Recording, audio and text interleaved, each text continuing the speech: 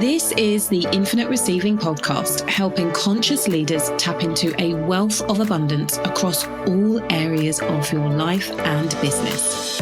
I'm Susie Ashworth, and I'll be sharing with you how you can upgrade your reality through quantum transformation, because you are ready for infinite receiving.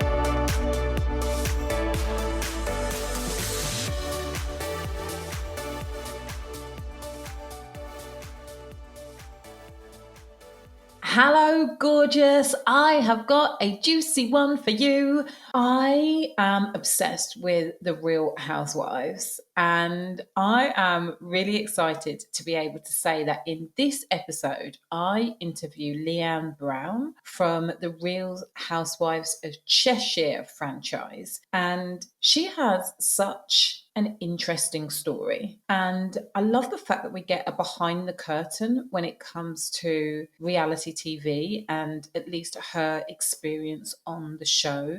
And then what happened in the aftermath and the journey that she has been on since leaving the world of TV when it comes to spirituality, healing her trauma, and ultimately her journey of self-discovery. So this is a really great episode. There are lots of juicy nuggets for you. I would love to hear how you get on with it. If you like it, if you appreciate the work, then please share it on socials, tag me, tag Leanne, and let me know what your big takeaways were. Right, without any further ado, let's get on with the episode. Oh, hello, you gorgeous human being. It is Susie Ashworth here, and you are listening to the Infinite Receiving podcast. And I'm excited. I've got another juicy one. I feel like that might almost be the catchphrase for all of my conversations that I have with my incredible guests. I've got a juicy one for you today. I want to introduce you to ex-reality TV star and retreat host Leanne Brown. Leanne, welcome to the podcast. Thank you for having me, Susie. It's a pleasure. You are very, very welcome. And for those of you who are not familiar with Leanne's name, Leanne was one of the stars of the reality TV show, The Real Housewives of Cheshire. And for those of you who listen to the podcast, you will know that one of my favorite guilty pleasures is The Real Housewives.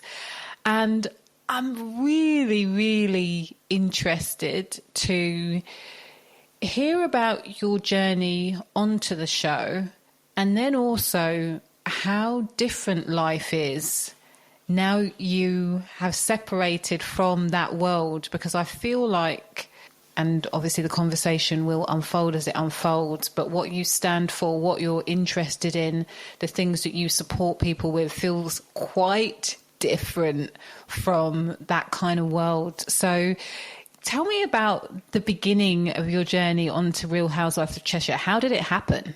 So it was a producer that I think that was just looking on Twitter and looking for women that were either, in this area, in the Cheshire area, quite affluent women, like with footballers, or just that were connected in some way. So they approached Dawn first, and then obviously I was friends with Dawn, and then connected with me, and it sort of like branched out like that. So we just got approached asking if we want to come on the show, and I just started a kids clothing range called Kiss Frogs at the time.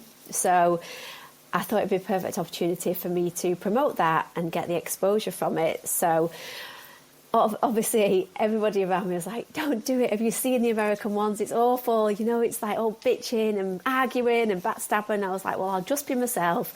I was quite confident in the fact that they can't change you if you don't give them anything to actually manipulate or change. But obviously there's an element of them getting little looks and then, creating more drama from the arguments and things. And it was really exciting and it was really fun in the beginning. And we sort of went into it.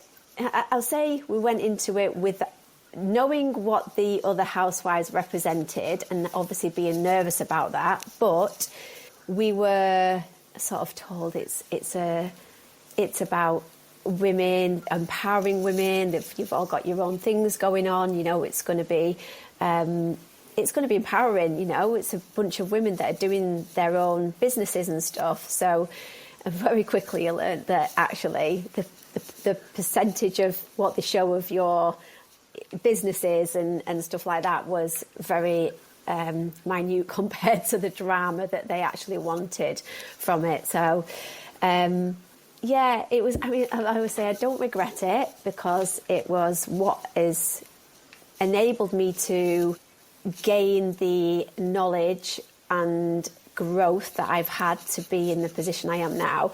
But it was a journey, and I always say when I was in the Housewives, you kind of get lost in that world, you know. It is like a bubble, and living in Cheshire, they say, is like a bubble anyway, and then being married to a footballer, again, another, you know, bubble. And I was a bit lost, you know. And I talk about having a shopping addiction and going out and buying things, and my wardrobe was ridiculous, and, you know, buying things that you just don't even wear and having labels on, and it's criminal now when I think about the money that was spent on clothes and bags and shoes. And it was that world that you were just trying to keep up with the Joneses, you know, like buying the next bag and the next season stuff from Harvey Nicks, because you just wanted to, you're just comparing yourselves to other people's lives and wanted to have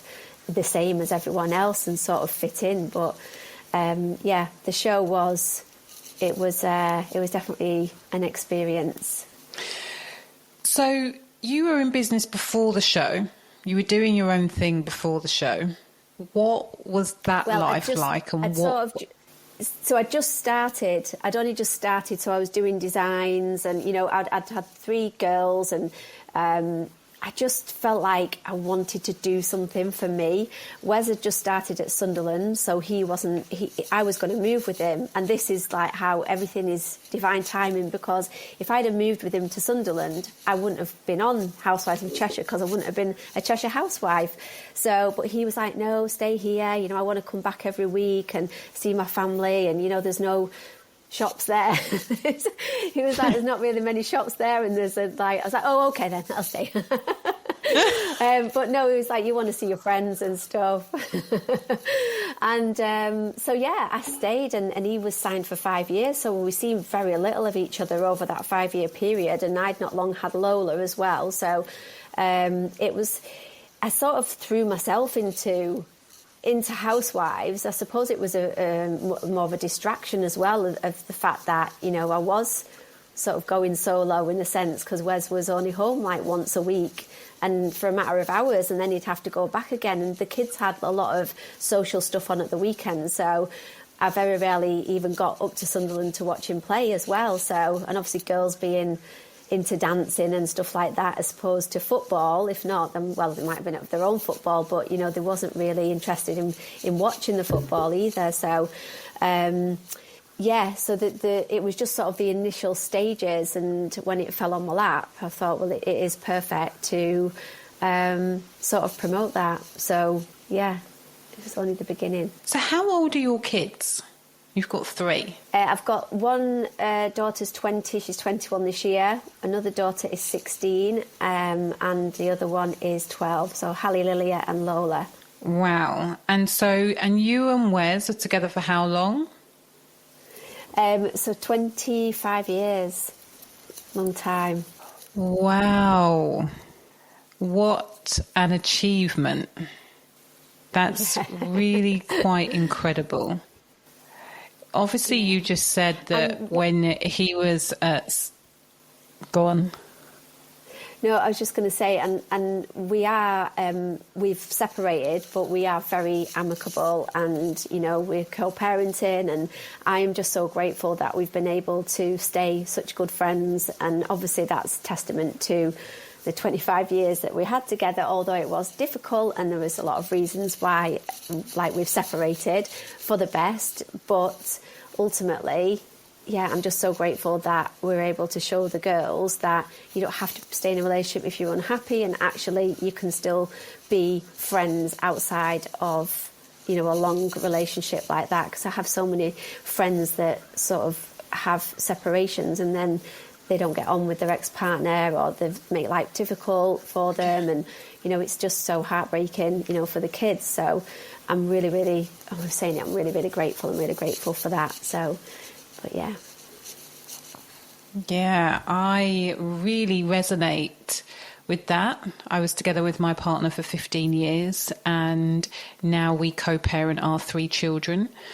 And it's definitely not always easy by any stretch of the imagination, but the intention and the desire to really be a model for, I think, also to honour the fact that we did 15 years together and we were happy and created these 3 incredible children. It would be a travesty to not honour each other and respect each other, if only for that. And I think that for us, it's actually, we recognise that we're both good human beings. We're good people. And so even though we are going through that process of not being married, it doesn't take away the fact that that's a good person and I'm a good person, and we see that and try to come from that remembering as often as possible. And I think that it's really important. Absolutely. What it is. Do you think was your secret? Now, I know you just said that you were, for the 5 years when Wes was in Sunderland, actually you didn't see him a lot, but what do you think contributed to you being able to be together for 25 years? I think, see, it's difficult because the one thing that was lacking in our relationship, it was communication. And you think, how can you have a relationship for 25 years and not have communication? But ultimately, I think the kids are the distraction, aren't they, for any relationship, you know, to enable you just to throw into being a mum. And obviously he's working, so I was obviously then, when the housewives come along, I threw myself into that. But what I've realised now is there's communication, and obviously I've took accountability for a lot of things myself as well, because of I was wanting so much from him, but ultimately I wasn't doing those things for myself. So I actually put a post up the other day and saying, when you desperately want to be seen and heard by somebody external that's in your life, and quite rightly so, but ultimately I didn't see myself and I didn't hear myself, because I didn't really, like I say, I was lost. So I wasn't in my authentic state, because obviously being a mother is one thing, but ultimately I was buying things to fill a hole that couldn't be filled by anything materialistic. But that was the distraction of, you know, the relationship is missing something. And actually I felt like I just wasn't taking notice of that within me. I wanted to project it on an external level. So and what has come up for me massively is my trauma from my childhood. Trauma's a really strong word. When you say trauma, think, oh, trauma, you know, it's really, but trauma can be so small and insignificant almost to some people when you think of, oh, well, you know, your mum and dad separated. Well, how many mum and dad separate? You know, deal with it. But actually, as knowing now how I am dealing with my past and my dad leaving, and what I witnessed in my mum and dad's relationship, he was abusive, and I ended up being in an abusive relationship after when I left home when I was 16. I mean, when I think of it now, like what I put my mum through when I was that age, I went off the rails at age 13.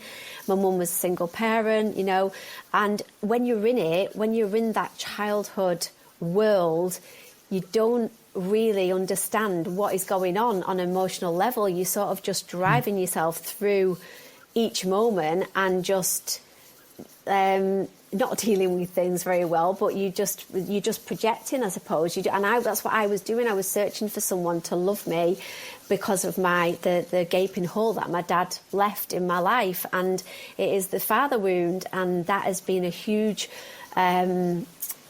sort of enlightened learning for me, that actually, why did I put up with things like that? Why am I the way that I am in that relationship? Why did I accept so many things? And actually, it's not about Wes, it's about me having my own voice because of my childhood and how that affected me. So there's so much healing that has gone on through me being able to separate and have the courage to do that, which I would have probably never ever seen or worked through if I was still in that relationship. So that's what's enabled me to sort of do the work I'm doing now, because I'm experiencing all this stuff that's coming up through my life and the triggers that are showing me, from my childhood, and enabling me to heal and then share my experiences to help others, see their own trauma and own shadows so they can start the process of healing themselves. I really resonate with that. I'm curious, what did going off the rails at 13 look like? How did that manifest? So I was going out a lot, hanging around, going to just going into the town and just drinking and getting people to buy us cans of beer that were like super strength beer, and pinching alcohol from my mum's cabinet and making mixes and drinking it and getting so drunk to the point of passing out. It was horrific. And then I was going out, doing all sorts. I was smoking weed. I was even doing other things, It was pretty, I would say I did to do magic mushrooms when I was younger. Not 13, I think I was a bit older than 13, but they used to grow.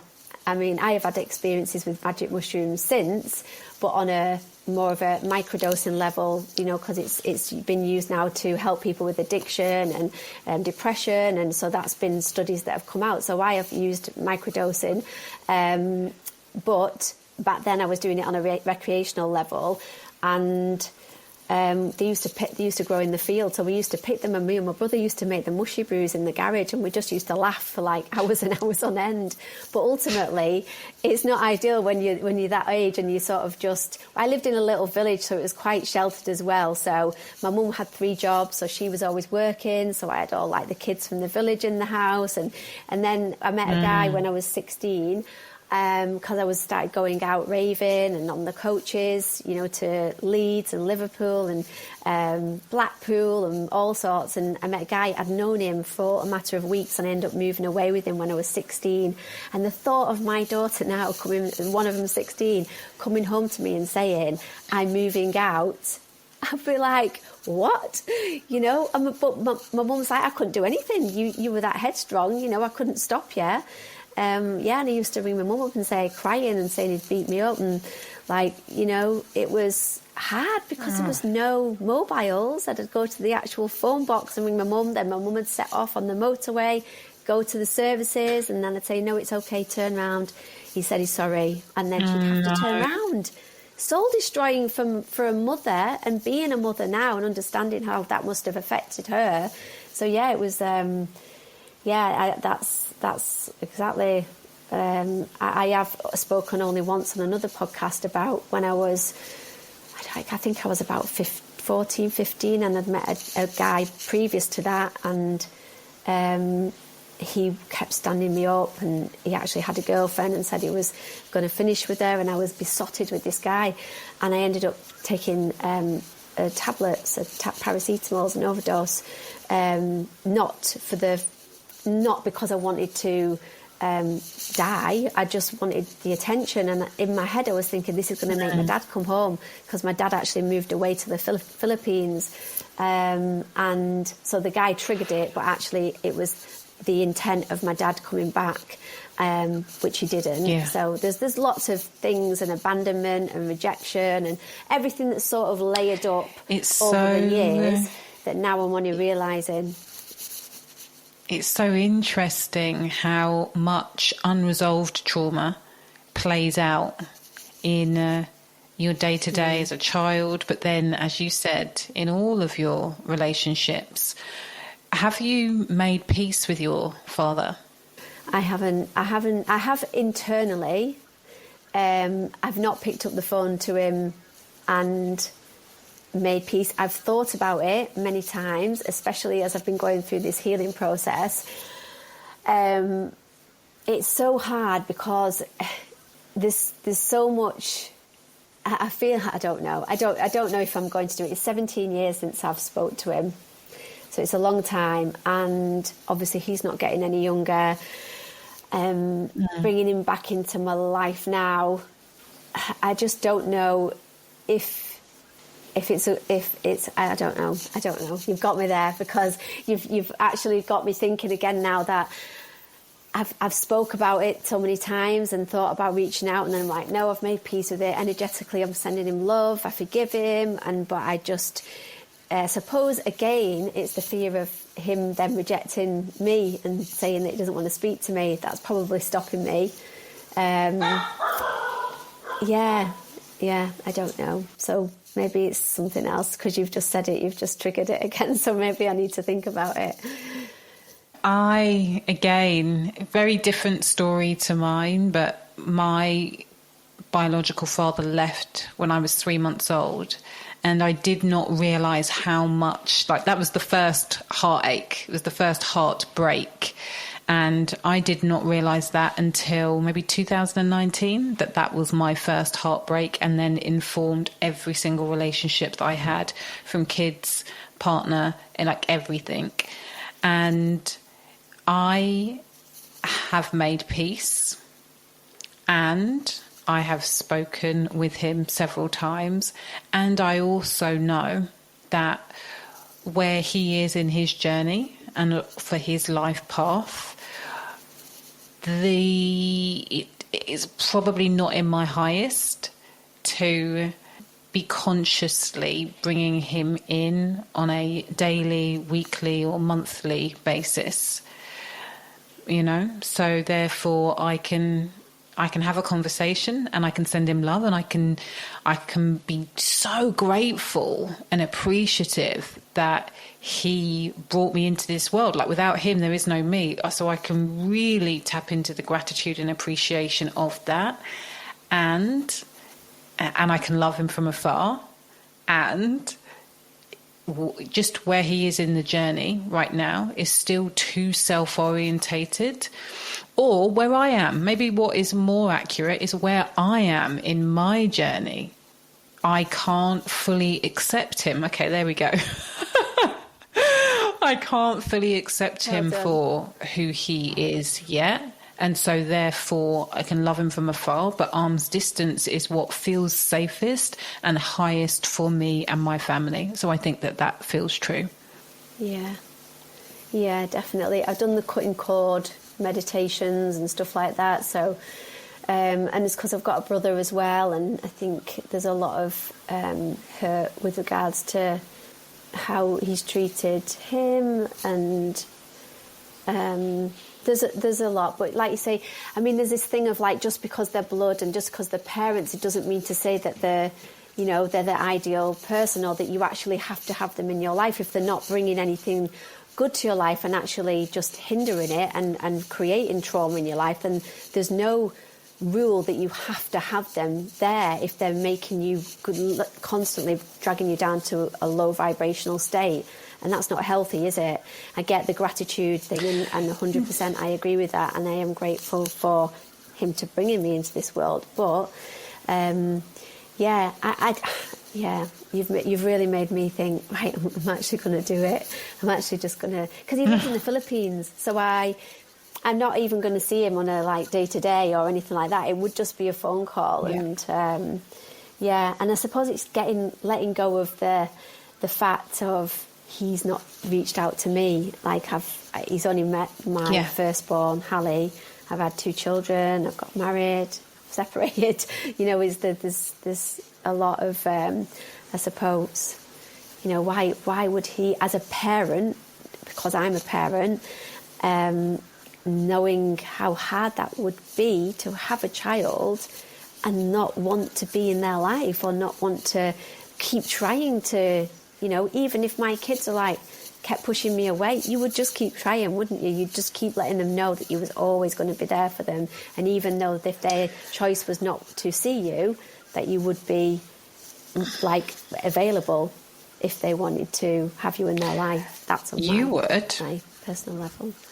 You would, I would, but I have a very different toolkit, you know. There's a very different programming. My dad's had 10 kids. I'm not sure that he has relationships. No, I think it's because this is our path. And I think that it's because we have done the work. But I think more than that, I think it's our path. You know what they say? People only do the best with the tools that they've got. And so there is an acceptance that my toolkit is so much more abundant than my father's toolkit. And my toolkit is so much more abundant than many other people who have been, like, so my background is fostered or adopted. My toolkit, so that means that my ability to look at my own shit and also work out, and listen, I'm very honest. I find business so much easier than mothering, you know, like not being in control and being fully open, keeping my heart open and not trying to force and push and all of that stuff I find challenging as a mother. So I come at this from a place of really, I am not perfect. I'm always learning. It's my biggest growth edge. But my desire is, that's part of my makeup. And I've got a lot of support internally, externally to help me get through my own shit. Support that my father never had, never will have. And also there's a level of like I just don't know. I know so little. Whereas if you speak to my dad, he'll tell you how much he knows, you know.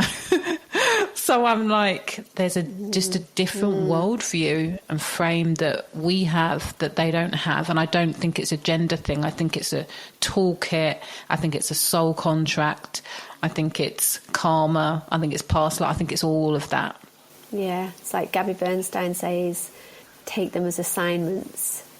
People in our lives, every relationship is our teachers, aren't they? And each difficult situation can be seen as an assignment, I suppose, to work through. And it's up to us if we choose love or we choose any other emotion that's actually not real, when not aligned with who we truly are as spiritual beings in this physical reality that we're in. Yeah. This is the assignment. And when we look at it from that perspective, it's like, what am I missing right now? Where in my assignment am I missing pieces because I say no thank you? You know, it also becomes a valid question. It doesn't necessarily mean that I'm going to change my behavior right now, but it's an interesting, like, I wonder what else would I be learning about forgiveness, about love, about fear, about acceptance, about non-judgment if I chose something different.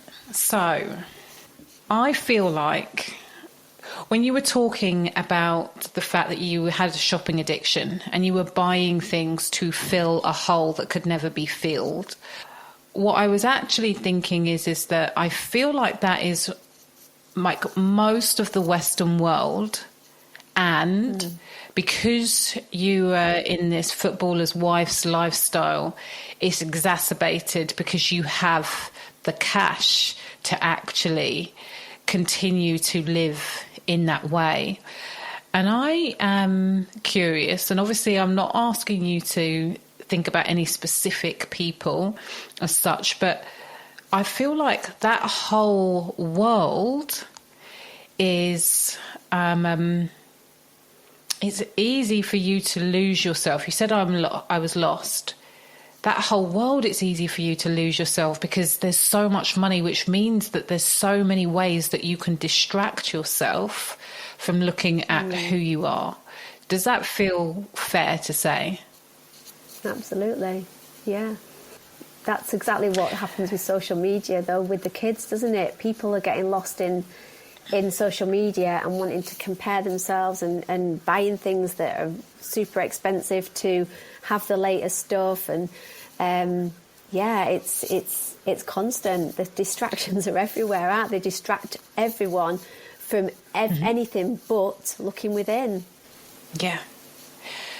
Do you think that you could have stayed on the show but still gone through this journey of transformation that you are on right now? No, not in that environment. Why not? You can't. It's too. It consumes you. So you're in the show, and there's obviously they're trying to navigate storylines, so they're trying to create more drama. They're finding out like who has said what and like what crossword somebody's had or who's wound you up, and will play on that, and they will make you then film you going around to each and every person to talk about it. So then that's been talked about. Then you are then waiting for the green screen, which is obviously the questions, you know, when you're talking when you're in your home, sat on the chair, and you're talking about the scene that's been shown. So then you're waiting for that because that's been filmed after the original scenes. But in the meantime, you're then talking about it between the cast members. Then you're coming home and you're telling your friends about what's happened, and your family are asking. So you're never out of that. Your head is never clear. It is just full and consumed with the show. So even though they say the reality TV, people sometimes say, oh, well, they just follow you around everywhere you go. It doesn't work like that. They make you film like 3 times a week, and then they'll have, you know, you'll do the odd scene. It'll be a few hours here and there, and they'll make you go for lunch with somebody or have a facial with somebody, and then at the end of the week they'll do the finale, which will when everyone comes together, whether it's a dinner party or an event. And but in the meantime, then it's just everyone's talking about it, whether you're talking to the producers, whether you're talking to the cast members, whether you're talking to your friends. You are consumed because then you're waiting for the big explosion or for the drama, and you're never out of it. You're never out of the drama. And so to be able to go on that spiritual journey that I've been on, to come away, because when I did come away from the show, I was just like, I was done. I'd lost it on so many levels. I'd picked up something at the reunion and threw it, and it was actually an ashtray which was made of sponge, thank goodness. And because what was being said was just disgustingly, it was just awful, and I'd just had enough, and my kids were involved and being spoke about, and I was just like, no more. I can't. Mentally, I was done.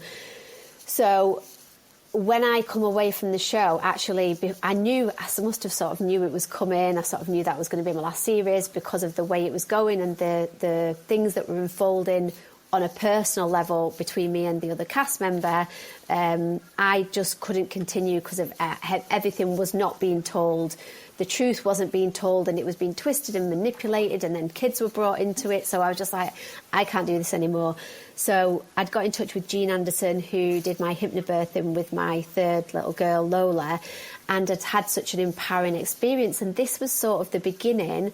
I'd done crystal healing and stuff for years before. I got pregnant while I was having the crystal healing, but the hypnobirthing was a real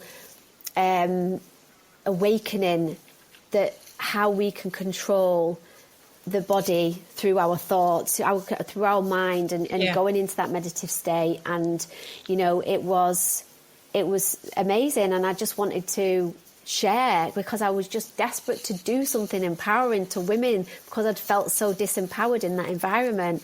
And then actually I did the skydive on the last series of the show to raise money for a grassroots charity that Jean was working with out in Kenya that was supporting women subject to female genital mutilation, forced marriage and gender-based violence. And that was a grassroots charity, but it was only very small and she was working directly over there. So I said to Jean, let's do something, you should do it yourself. Jean had started like a little a slimming group she'd been on a bit of a rescue mission. She'd rescued a couple of girls that were going to be sold and cut, and she'd started this group to support them to get an education over there. So I was like, I want to help you, like, what can we do? And then did the parachute jump, raised some money, and then she created the One Woman at a Time, and I become patron, and then went out to Kenya actually in the January and did a few over the next few years after that, did some charity events and balls and things like that. So and that, coming from the show to go to then Kenya and seeing the other side of the world and realising how much of a bubble I actually lived in, and my kids, and it was like I wanted to share with them, that where we are, that's not reality of everyone's life, it is a bubble. And it was so humbling to me, and it just driven me to want to just do more and help raise awareness for it. So I kind of went on a journey just really shouting about the FGM and trying to raise more awareness for it, and and still would like to raise some more for the charity. It's been a struggle since like all the COVID stuff, but ultimately Jean's still going, and she's amazing woman, and it's just my journey just sort of continued from there. And and then I think the next thing that happened was the breast implant illness. I had my breast implants removed, and that's obviously then again down to just like losing that sort of image that, the persona of, wanting to have I don't want to say this fake look, but I was just sort of done with it. I was done with that sort of persona that was depicted as Leanne Brown, the housewife sort of thing. So, So how I started in this world is through hypnobirthing. When I had I had my first Caesar 12 years ago, had him at home in the water. And then when I had my second, I had her at home in the water, and her birth was painless. And I decided that I was going to study. So I did hypnotherapy, psychotherapy, and hypnobirthing. And hypnobirthing was actually the thing that I ran with, and created a company called the Calm Birth School. And from there, everything has unfolded. But it was really with, again, this desire. I'd had these incredible experiences, and I was like, I want to share this with the world. What was interesting is actually that world wasn't necessarily the most empowering world, like from an industry perspective, but the output, I think, is just stunning. So it really made me smile to hear your journey with that and how much that activated for you.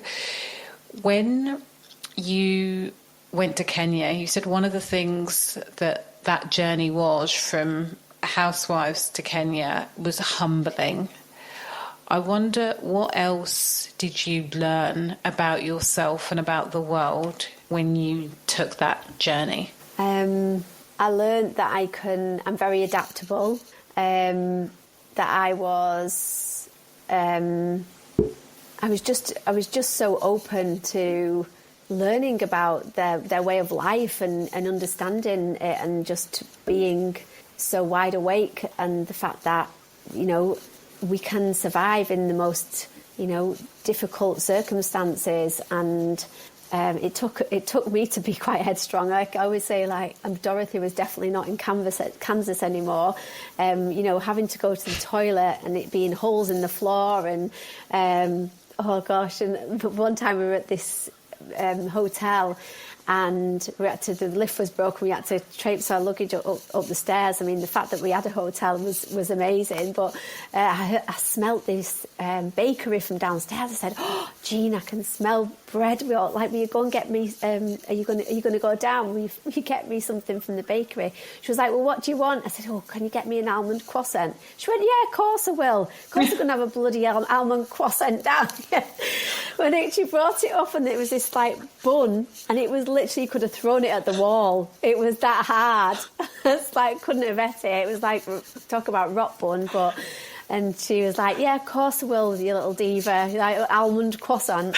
And we went to the, when we got to the little village, they had like a little bar, which was, you know, they served alcohol and stuff, and we'd been travelling, and she was like, would you want a drink? I said, oh, yeah, like, get me, I'll have a gin and slimline tonic, please. And she was like, slimline tonic? So they think they're going to do bloody slimline tonic? And do you want a piece of lemon in it as well, Leanne? So yeah, we did gin and coke, which was a bit random, but yeah. So it was just when we were driving, we were living in these not living, like staying. We stayed there for about 5 nights in this in the village. When we got to the village from Nairobi, and we flew to Eldoret, and then from Eldoret we travelled by car, and we ended up. We just kept saying, "What's it like? What's it like where we're staying?" And she was like, "Well, it's a concrete building with a locked door and a white toilet." That was all we got, and that's exactly what it was. Grateful. But, it was luxury compared, yeah. And there was like pipes sticking out the wall for the shower with a bucket, and there was no like cooker. We had a gas stove in the kitchen that we were like trying to fry up onions in this frying pan, and the electricity went off at 11 o'clock. And you know, when we were travelling out to the countryside to find the tribal midwife and this girl that we were looking for to sponsor, literally I've got the footage of it, and I should share it a bit more actually, to try and raise a bit more awareness again for the charity, because this girl lived in this. It was just a mud hut, and her and her 4 sisters slept on the floor, and it was showing what they ate. The ugali, which is just like the dried corn ground with water, and it's like a big dumpling, and they just had that 24/7. That's what they ate. Or they occasionally like had a goat if there was a celebration that fed the whole village. And it just blows your mind, you know, that this is their life, you know, and we just have so much to be grateful for living in the Western world. But they were so happy still. They were so happy and so welcoming and beautiful people. And yeah, so it was an incredible experience. And yeah, I just learned to be so grateful for everything in my life, and also that I can be adaptable in the most difficult of circumstances as well. It's like even Jean went into this, we've got so many little stories, when we went to a cafe, and because obviously when you go somewhere and then you like get food, and we didn't obviously like the food very much. It was a bit like it wasn't our kind of food, you know what I mean? So, but this one time we went into this cafe, and we'd ordered these chips, and these masala chips they had, and Jean come in, and it was pretty rough, this cafe, and she was like, "What are you doing?" And we were like, "We're just having some chips." And she's like, "Even I wouldn't bloody eat in here." And so it was just so funny. But by then we were in it, you know, we were totally in it. And but it's funny, like when you're in somewhere like that, you can arrive. Or actually, when we got off the airport, we got in the car in Nairobi. The guy that picked us up, we stayed at a hotel. And when we got back in that same bus, it was like a people carrier, and it was a bit battered and stuff. But when we got back in it, we said, "Gideon, have you got a new car?" Because our perception had completely changed of the car that picked us up because of where we'd been for that period of time, and just got used to life the way it was. And we were travelling around this little battered old Escort we were driving through rivers, and the water was coming up through the floor and all sorts. But when we got back in this car, we literally could have sworn it was a new car, because our perceptions had totally changed, and it was just crazy. Yeah. You get used to things as they are.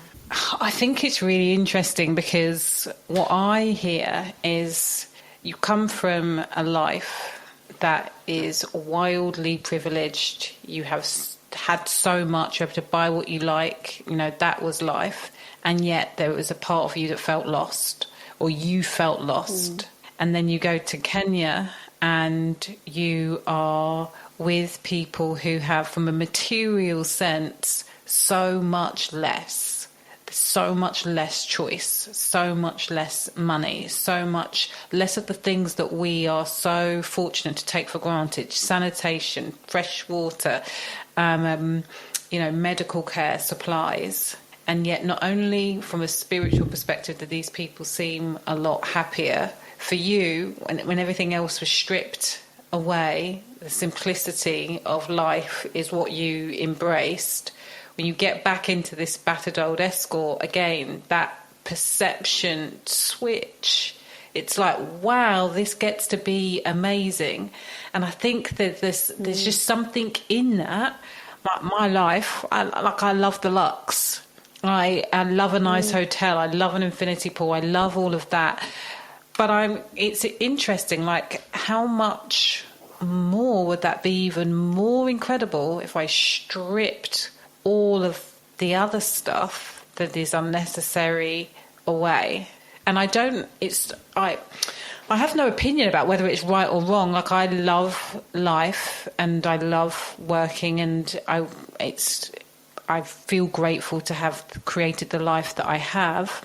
And there's just something I remember when I went and did a plant medicine ceremony, and I didn't have any salt and pepper on my food for months beforehand in preparation. And then when I was there, the food was so bland that when at the end of the ceremony they presented us with this platter of fruit, I had a banana and I cried. I was like, this is the nicest banana. It's either a banana or a blueberry. Like, this is the nicest piece of fruit I've ever had in my entire life. And I wouldn't have had that if I hadn't have had the deprivation for so long. So I'm not sure, but I appreciate the reflection. Yeah, there is so much to be said. I mean, I love, having the things I have, but the important thing is just to check yourself and do that gratitude every single day. And this is something I've really got in a habit of doing. Just being grateful for every single small thing, from my feet to my toes, to my hands, to my organs, to my skin, to the day, to the bed, to the cover, to every single tiny thing. And I'll try and go through like a thing, thank you for every time when I wake up, and it actually does put you in a good mood, because how can it not? Because I always say, like, gratitude is like a flower that you just like water with love and share like the gratitude out loud and speak it out loud. So my friend rang the other day and I was like I didn't realise I'd answered the phone, and I was like singing like, thank you for the day, thank you for the sunshine. And she was like, oh, you're in a good mood. And it's like, yeah, but it just like, we have a choice. I was just listening to a podcast before, and it was just talking about, once you realise that, I'm sure, like you've said this over and over, about this very moment right now is the only thing that exists. And this very instant, we have a choice to experience whatever emotion we want to experience in this moment. I know sometimes we have the experience of experiencing difficult emotions and things that come and go, which we have to honour, but ultimately it's just an awareness of that. And once we realise the emotional state that we're in each given moment can dictate the next moment and the next, and that is all we have. That is all we have. And it's just navigating each moment by moment, isn't it? Yeah, that's the mastery. That's the invitation. So look, you have gone from Housewives to Kenya to now hosting retreats for people. Yeah. What is the intention and the purpose behind the retreats? So we aim to help people, give them tools to navigate their own emotions, thoughts, experiences that may be difficult in their lives, connect with themselves, detoxify their body, educate them on nutrition. I don't know if you know much about Sophie's story, but my business partner, she ended up having a endocrine pancreatic tumour, which was 15 centimetres removed. They've just left the tip of her pancreas. They removed her spleen also. And then Wow. she ended up curing herself. She had some radiotherapy. Then she had a problem with the bowel, so then she had to go and have part of her bowel removed. They said that she'd be diabetic. She refused the medication. She started educating herself, and her ex-partner looked into it in depth to what can we do to heal you on a holistic level, on a natural level. And they discovered Dr. Sebi, who his studies. Have you heard of Dr. Sebi? I'm sure you have. He studies saying that how he's healed a lot of people, like cancers and diabetes and all different diseases through diet alone. So she studied him and implemented that into her life. But she actually then got called back 12 months later, and she had secondary liver cancer, a shadow on her liver. So they were going to take her in and basically then take part of her liver away.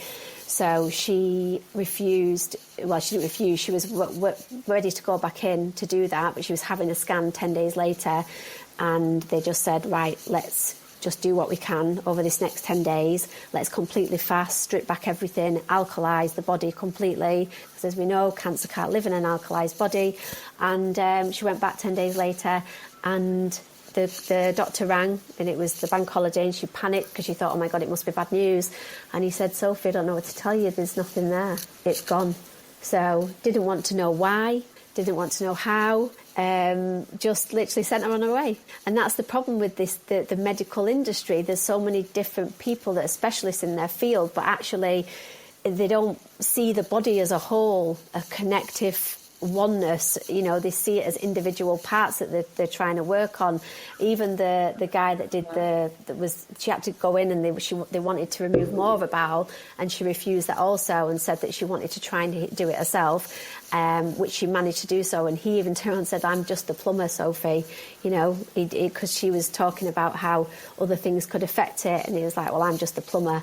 So it's quite sad that, it's a shame that as a whole, that we're not seen as a whole entity, and we're sort of split up, our anatomy is split up into parts, and then people just study and they don't communicate with each other. But ultimately, that's why Sophie has the education on her, on the food and nutrition, and she gives, it's plant-based, so it's like a detox. I do the meditation and the yoga and the workshops, the self-love, the manifestation, and just help people understand themselves. And because it's such a safe space, and we get to know each other, and people feel safe to be able to speak about their own experiences, and they have the support there, and it's just a beautiful space, because we have sort of a little bit of everything in there. We had fitness actually in And how long have you been running the well. retreats? We had a PT there, so we did weights and in the morning, and then we did yoga, and it was amazing time. It was probably the best retreat. It is the best retreat that we've done so far, but again, it's just about the process of the experience and the learning and improving each time. So we've already booked out Portugal for the end of June next year, so we're just finalising all that and getting that out, because we're just absolutely loving. We love how long what have you been... drives us is the feedback. How long have you been running them? So we initially started doing them, So me and Sophie started 18 months ago together, but previous to that, I did 3 other UK retreats with Jess. And then Sophie came and did the food, but then Jess obviously just launched belief coding, and she said, I can't keep getting away every other month for 4 or 5 nights. She said, I'm going to have to, just focus on being at home. And so we, me and Sophie obviously hit it off, and it was definitely meant to be, because we just sort of then connected and started doing some of the day retreats, and then went on to do the Portugal retreat as well that year. So it's really in its infancy, the brand in itself. I didn't realise that you were connected to Jess Cunningham. Oh, did you not? Not at all. Yeah. I really love her. She's an incredible woman. Yeah, Jess has been a real positive influence on my life. You know, when they say the people get sent to your life at the right time. So it was actually, I'd left Housewives, and I got introduced to by a mutual friend, Alyssa Corrigan, who does the El Sarah, which again is another, you should get Alyssa on the podcast actually. She has her own podcast as well, but it's a women's health supplement, which is like an alternative to HRT. But Alyssa actually helped me write the my self-help journal, which was Grace, Gratitude, Grit. And we went to an event and then met Jess, and we got really close. And actually Jess was she'd just launched, well, it was before she launched Belief Coding, but she did a couple of belief coding sessions on me before it was called Belief Coding. And one of them was actually, I'd started doing meditations on another platform called Shinny. He was doing a platform on Facebook for addiction, and he asked me to go on and do the meditations on there. On his platform for his audience, but I really struggled to do it on my own platform because of the judgment that I was thinking, the people are just going to be like, oh, who does she think she's a meditation teacher now when she's come from Housewives, and she's just a wag that's like wannabe sort of spiritual guru, whatever. And I had all this stuff, so I was like, I can't do it because people are going to judge me. And so she belief coded me, and after that, then I started speaking more and more on my own platform and doing it on there. So yeah, she really she helped. And it was Jess that came on my podcast, and I said I was supposed to be doing a retreat with another gym company in Portugal, and which ended up didn't happening. But I got the contact, which is when me and Sophie did it the following year. But Jess was like, I said, I really want to do retreats. I'm supposed to be doing one. Jess was like, let's do a retreat. I've just had a download. Let's do a retreat together. So that's how the Divine Feminine Retreats was born initially. And we did 3 4-night retreats in the UK. Sophie actually wasn't meant to be on them retreats. We got her in to do the chefing, to do the food. But it was another lady that was meant to do it who dropped out last minute. And then Sophie stepped in. So how much is that divine timing and meant to be sent together? We were meant to be. She's literally like my soul sister. She's amazing, Sophie. Yeah, but Jess is flying now, isn't she? She's doing so well. She's doing great. She's doing great. And I love how we are all connected. It is beautiful. Yeah. Right. In wrapping up, I always have a few questions that I like to ask people in celebration of the Infinite Receiving book. So my first question for you, Leanne, is what does infinite receiving mean to you? Infinite receiving means tuning in to the infinite possibility of everything without attachment to the outcome. Because if you're attached to the outcome of anything, it's very difficult to receive all that is possible. Yeah, I agree. Are you good at it? I'm getting better. It's Everybody says the same thing. I am, I'm always learning, I'm always growing, and the more connected I feel and the more tuned in I am, the more things change. And I guess, I am good at it, because if I think about the things that I have manifested so far, it's, I suppose we go through life and we don't actually really look at the past enough to realise how far we've come. Even though I talk about all this stuff when I'm doing these podcasts, but actually when you ask me a question, am I good at it? Well, damn right, yeah, I'm good at it. Because I'm here. And you know what I mean? I wouldn't be here if I wasn't good at it. So yeah, I am open to receiving. And that's one of my affirmations I've been doing. I am open to receiving all that is aligned and right for me for the greatest good of all. That's one of my affirmations I've been doing lately. I love that. Where or who in your life right now could you allow people to love you a little bit more? Where could I allow people to love me a little bit more? Yeah. Where or who specifically? That's a real tough question. Allow to love me a little bit more. I suppose Is there anybody that springs to mind? Yeah. I suppose I would say, like, it's weird because I would like to say allow to love me. I would probably say my girls, because and I know they love me, and you know, obviously we get what we put out to the universe, and our thoughts control everything, don't they, at the end of the day, and our emotions.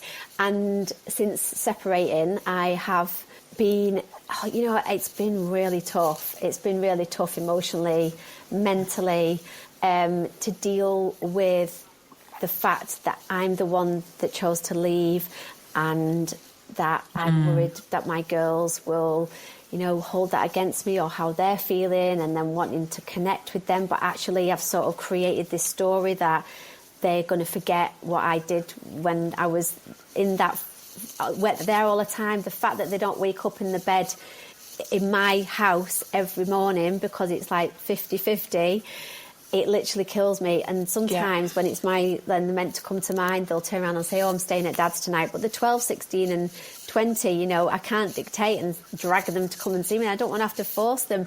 But it's only because it's ease for them. Oh, I can't bother getting my stuff together. Or I want to go out with my friends. Or, you know, they're actually getting to that age now where they're actually hanging out with the mates. And so that would happen normally anyway because of their age. But ultimately, me not being at home waiting for them to come in the door and them getting in bed and waking up every morning, that has been really difficult for me. And I suppose I've been really feeling that, and feeling, like I say, I was feeling sorry for myself, but supposedly feeling like, oh, they don't love me, they've forgotten about me, you know, and all that. And I suppose then I'm putting that out to the universe, so then I'm feeling that even more. So I suppose just connecting with them more and allowing them to love me, because changing the story that I'm sort of written in the depths of when I've been feeling at my worst. I've been writing this story that they don't care about me and they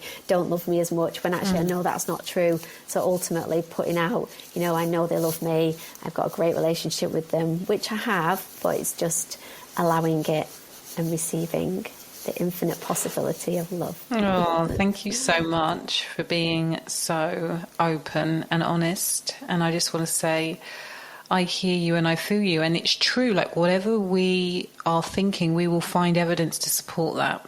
And so it's a beautiful opportunity to really reinforce how much they love you, and how many times you can notice every day how much they love you. I think that is a beautiful thing to be a conduit for and a magnet for. So thank you for calling it. What is your greatest attribute, Leanne? My greatest attribute, I would probably say the ability to be vulnerable. I'm very open in when I talk about things, and it's only comes from a place of love to wanting to share, to help other people, and to do that you have to be vulnerable. And we know, as Leanne Brown says, to be vulnerable you have to have a lot of courage. So I suppose I'm courageous in the sense that I'm not afraid to be vulnerable, to help others see their worth and their strength. Thank you.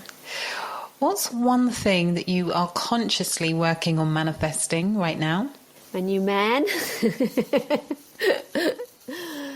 I know. I was thinking in my head, a lover. He's got a tall order to fill, trust me.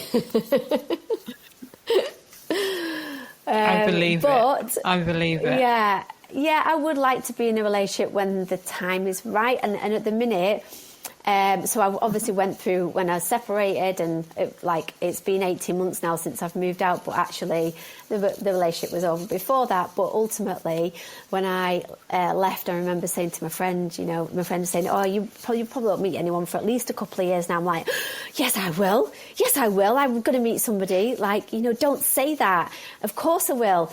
And I was just thinking again of just having someone to fill the hole that was going to be missing, but actually then not filling the hole for myself. So ultimately, and don't get me wrong, there's little bouts that I think, oh, I really just wish I would just had somebody, you know, just be nice to have that companionship and that partnership and that communication and that on that emotional level and physical level. But then I have to just home it back in and know that what I'm doing is building I'm fulfilling the list of what I'm trying to bring in. That's what I'm trying to do. And once I've mastered that, or I'm sort of working on myself to the extent of I'm actually doing all them things, you know, because we ask for people to be brought in, but actually, are we showing up for ourselves in that way, you know? Mm-hmm. So do I have all these attributes that I'm asking for in this guy or not? Because if I don't, why not? You know, it's pretty... you know, you should be fulfilling that within yourself, and then they just add to that, don't they? So they just make it stronger. Then it's overflow. Reinforce it. Yeah, definitely.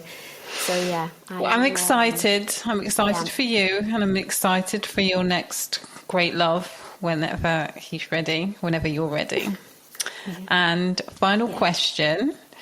Where can you allow yourself to be more supported in your life right now? I think just supporting myself and not being afraid. One thing I've really struggled with is being alone. Since being, like, obviously living on my own, but I've always found a way of going out with a friend or having somebody round and actually not really being comfortable with just it being me.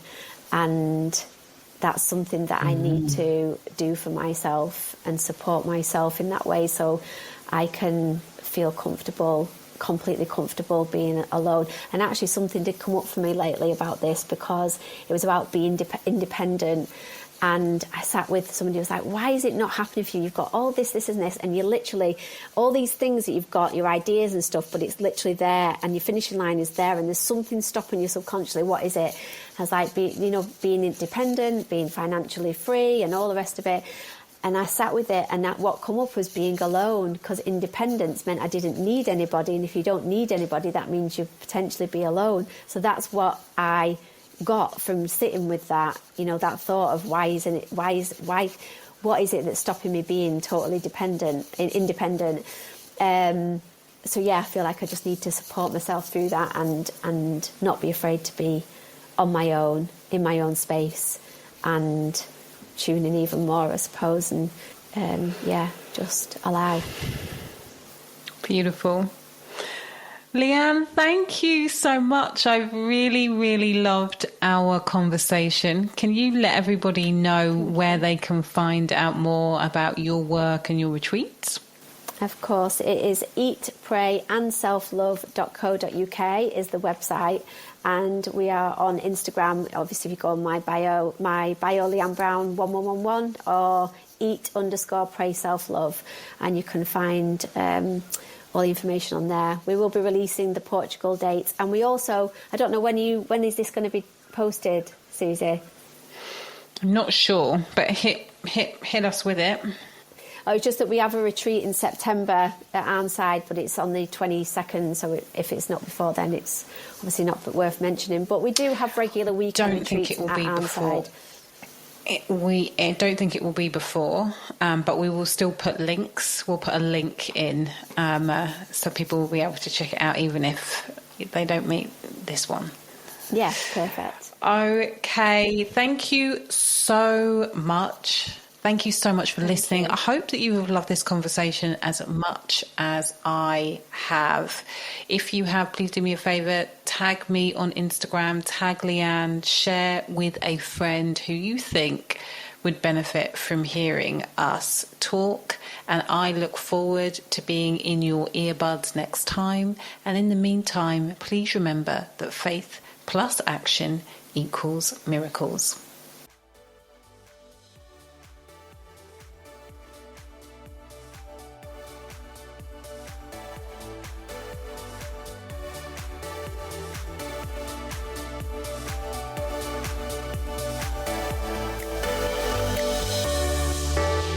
Thank you for listening to Infinite Receiving with me, Susie Ashworth.